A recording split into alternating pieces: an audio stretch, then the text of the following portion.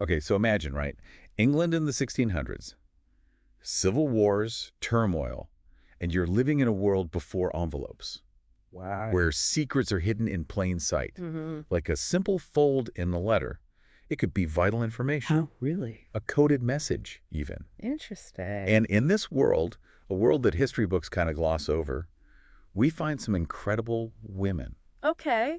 the she-intelligencers. Hmm.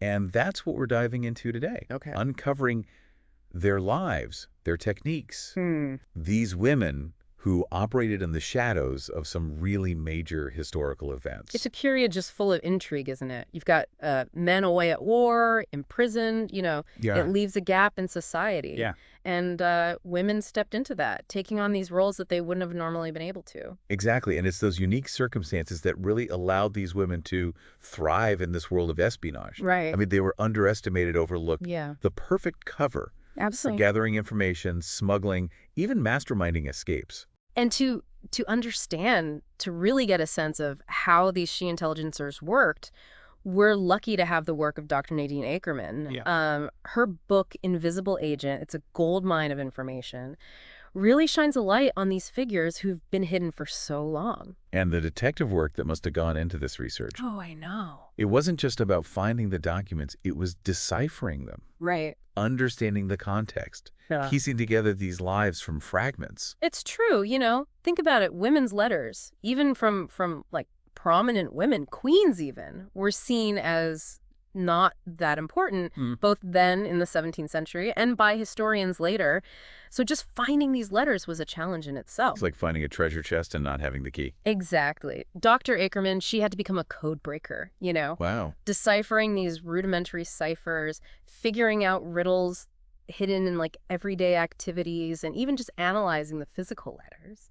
I find it fascinating. Yeah. So tell me more about how they use the actual letters themselves to hide those secret messages. Well, there was this technique called letter locking. It Oh. was intricate. All these folds and tucks, like a personal security system. Huh. So it could show who sent it, and it could also show if someone had messed with the letter. Clever. Oh, yeah. And then on top of that, they used invisible inks. The recipes were hidden in plain sight. Really? Passed down over generations like in regular recipe books. So like alongside the instructions for baking a pie, Uh-huh. Exactly. you might find how to make invisible ink from lemon juice or milk. Exactly. And they use all kinds of things, artichoke juice, even urine, Wow. to make these secret inks. They were so resourceful. It shows how they could operate without being detected, Yeah. using everyday stuff for their secret messages. So let's talk about some specific examples of these she-intelligencers. Jane Horwood, Oh, yeah. Agent 409, smuggler, escape plan designer, and the mistress of King Charles III.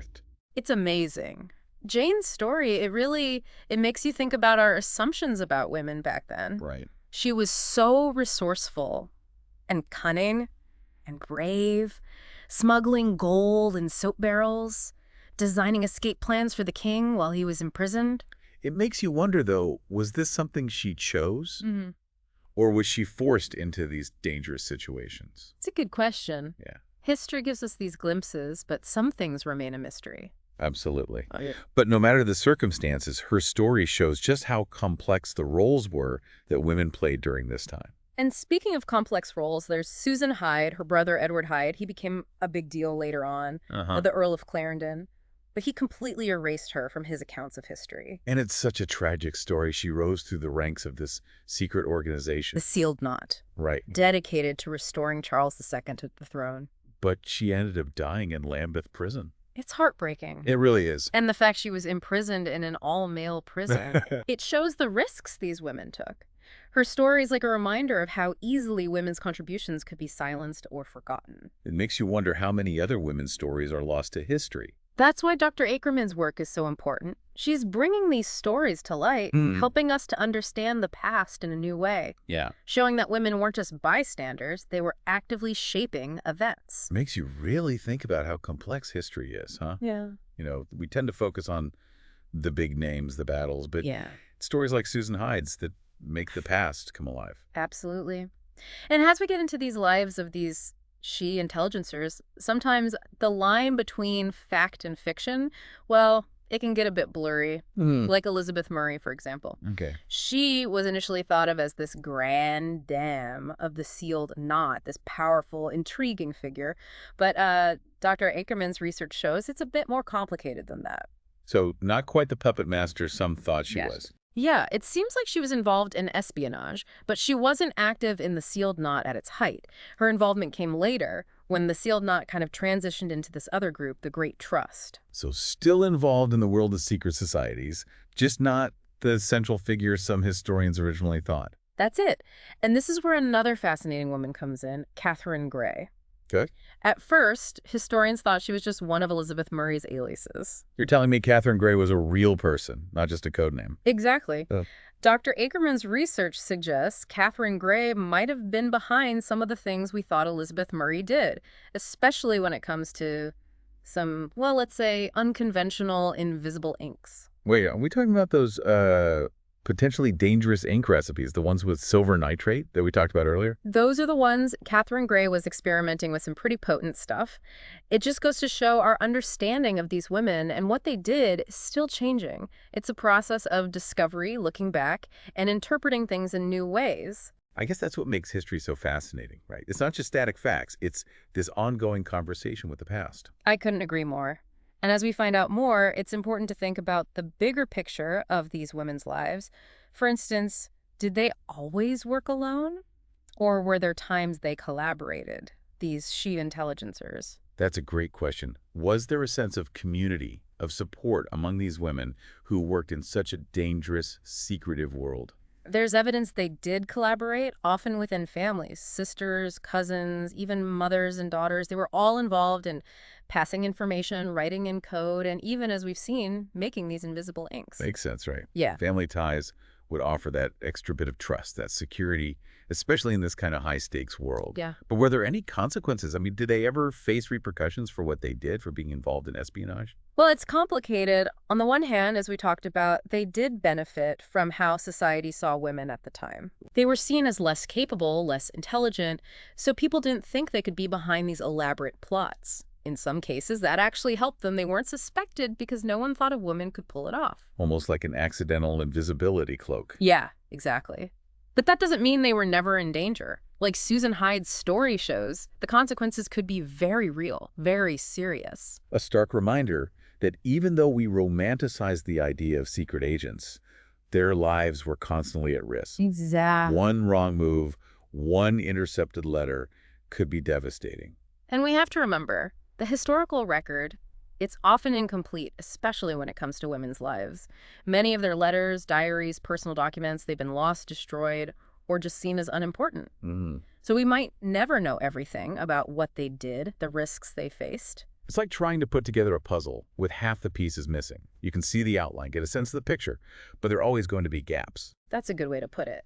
And that's why we have to keep searching for those missing pieces, asking questions, and challenging the stories we think we know. Yeah. These women were more than just whispers in the shadows. They were active players, shaping events, and their stories deserve to be told. Speaking of hidden stories, there's one thing we haven't talked about yet, the whole honey trap idea. Oh, right. Was seduction ever a part of their strategy? Did they use their charm, their looks, to get access to things, to information? You see it in movies and books about female spies, but was it really happening? It's a question that's caused a lot of debate, and to be honest, the evidence is thin. Some of these women were definitely attractive and might have used their charm to their advantage, but the idea of them as these full-blown femme fatales is probably something that came later. So it's more nuanced than the stereotype of the seductive spy using her wiles to manipulate powerful men. Exactly. We can't rule out the possibility that some women used their attractiveness as a tool, but we can't reduce their whole story to just that. Their skills, intelligence, bravery, those deserve to be recognized on their own, not overshadowed by speculation about their love lives. It's about understanding their actions within the time they lived, the society they were part of, not through our modern stereotypes. Exactly. And remember, most of the historical accounts were written by men, which definitely influences how these women are portrayed. Right. So we've covered their techniques, their motivations, the dangers they faced. But what about the bigger picture? What does the existence of these she-intelligenters tell us about 17th century Britain? It reminds us that women were not just passive bystanders during this turbulent time. They were actively involved in the political landscape, even if their roles were often hidden or downplayed. These women weren't just watching history unfold, they were shaping it. So their stories challenge the traditional narrative, the one that focuses mostly on kings, queens, and male politicians. Absolutely. By uncovering their stories, we get a richer, more complete understanding of the time. We see the civil wars and what came after not just as battles between armies, but as this complex web of intrigue, alliances, and betrayals with women involved at every level. Really makes you wonder how many other historical events, were shaped by women working behind the scenes. Their contributions, like completely unrecognized or even erased from the official record. It really does. It just emphasizes how important it is to keep researching, re-examining, and reinterpreting history, looking at it through a more inclusive lens. It's amazing to think about what these women achieved in a society that, put so many limits on them.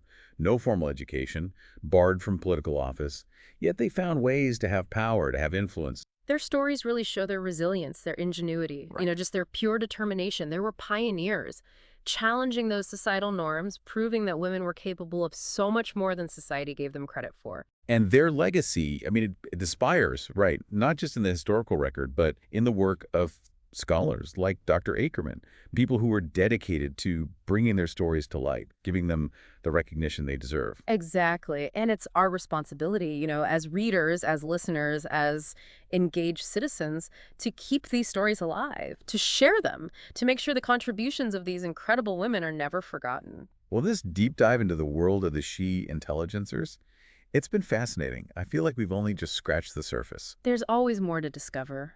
And that's the beauty of history, isn't it? It's a journey of constant exploration. Always something new to find. And speaking of discoveries, for our listeners who want to delve a bit deeper, learn more about these spy techniques, there are resources available. You can actually try your hand at letter locking and invisible ink. Oh, that's right. You can find videos, demonstrations on YouTube and at the website letterlocking.org. It's a great way to really experience history firsthand. I might have to check that out myself. Well, on that note, I want to thank you for joining us on this amazing journey into 17th century espionage. It's been my pleasure. It was great to share these stories with you. And for our listeners, if you enjoyed this deep dive, make sure you subscribe to the show for more fascinating explorations. We're always uncovering new and exciting topics, and we can't wait to share them with you.